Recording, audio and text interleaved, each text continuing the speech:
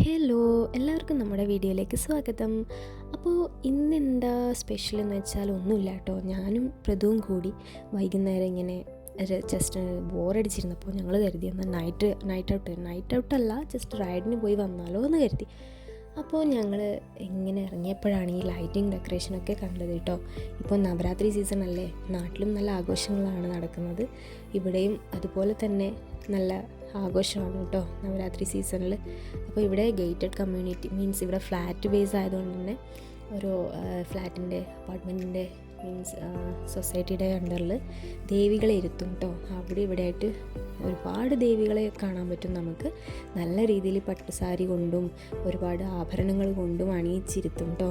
അവിടെ പൂജകളും ഡെയിലി പൂജകളും ആവും കേട്ടോ. അതിനുശേഷം ഞങ്ങൾ അവിടുന്ന് ഇറങ്ങി ഇതാ കാണുന്നതാണ് കേട്ടോ നമ്മുടെ മൽക്കം ചെരുവ് പാർക്ക്. ഞാനും പ്രതുവും കൂടി മിക്കവാറും ഇവിടെ വരാറുണ്ട്. ഈവനിങ്ങിലായാലും മോർണിംഗ് ആയാലും നല്ലൊരു മൈൻഡ് റിലാക്സ് ചെയ്യാൻ പറ്റിയൊരു സ്ഥലമാണ് കേട്ടോ ഇവിടെ.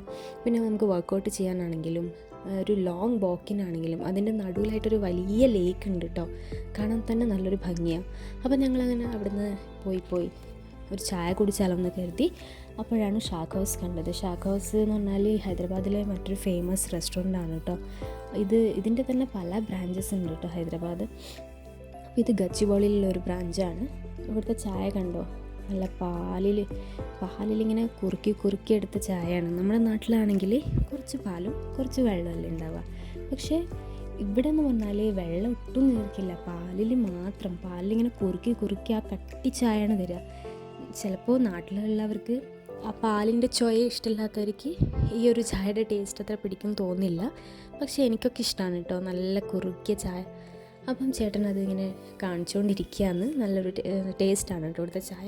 അതുപോലെ തന്നെ ഇവിടെ വേറൊരു ചേട്ടൻ മൊയ്റ്റോ തയ്യാറാക്കുന്നുണ്ട്. അതിൻ്റെ ഓപ്പോസിറ്റ് തന്നെയാണ് മൊയ്റ്റോ തയ്യാറാക്കുന്നത്. നോർമലി ഷാക്ക് ഹൗസിൽ വന്നാൽ ചായ കുടിക്കാറാണ് പതിവ്. പക്ഷേ ഇന്ന് പ്രതു ചായ കുടിച്ചു. പക്ഷേ എനിക്ക് ചായ കുടിക്കാൻ അത്ര മൂടുണ്ടായിരുന്നില്ല. അപ്പോൾ ഞാൻ കരുതി എനിക്ക് മൊയ്റ്റോ ഒന്ന് ട്രൈ ചെയ്ത് നോക്കാം. എനിക്ക് കുറച്ച് ദിവസമായിട്ട് കോൾഡ് പിടിച്ചിരിക്കുകയാണ് കേട്ടോ. അതുകൊണ്ട് എനിക്ക് തണുത്തതൊന്നും കഴിക്കാൻ പാടില്ല. പക്ഷേ ഇപ്പോൾ കുറച്ചൊന്ന് ശരിയായി വരുന്നതേ ഉള്ളൂ. എൻ്റെ ഹസ്ബൻഡിനോട് ഇപ്രാവശ്യത്തേക്ക് പ്ലീസ് അലോ ചെയ്യൂ പറഞ്ഞു. അങ്ങനെ ഹസ്ബൻഡ് അത് വാങ്ങി തന്നു. നല്ല രീതിയിൽ ചേട്ടനത് ഡെക്കറേറ്റൊക്കെ ചെയ്ത് തന്നിട്ടോ. നല്ല ടേസ്റ്റായിരുന്നു. അത്യാവശ്യം നമുക്ക് കുടിക്കാൻ പറ്റിയ നല്ലൊരു ടേസ്റ്റ് തന്നെയായിരുന്നു. അപ്പോൾ അതിനുശേഷം ഞങ്ങൾ ഇറങ്ങാൻ നിൽക്കുന്ന സമയത്താണ് ഈ ചേട്ടൻ പറഞ്ഞത് ഞാൻ ഫലൂദ ഉണ്ടാക്കുന്ന വീഡിയോ എടുത്തിട്ട് പോയിക്കോളൂ പറഞ്ഞു. അപ്പോൾ ഞങ്ങൾ എന്ത് ചെയ്തു, ഓക്കെ ചേട്ടാ ഞങ്ങൾ എടുക്കാമെന്ന് പറഞ്ഞു. അപ്പോൾ ചേട്ടൻ്റെ ഫലൂദ റെഡിയാക്കിക്കൊണ്ടിരിക്കുക. ഫലൂദ ഇവിടുത്തെ വേറൊരു ഫേമസ് ഐറ്റമാണ് കേട്ടോ. എന്തായാലും മസ്റ്റായിട്ടും ട്രൈ ചെയ്യേണ്ട ഒരു ഐറ്റം തന്നെയാണിത്. അപ്പോൾ ചേട്ടൻ അതിൻ്റെ പ്രിപ്പറേഷനാണ് ചെയ്യുന്നത്.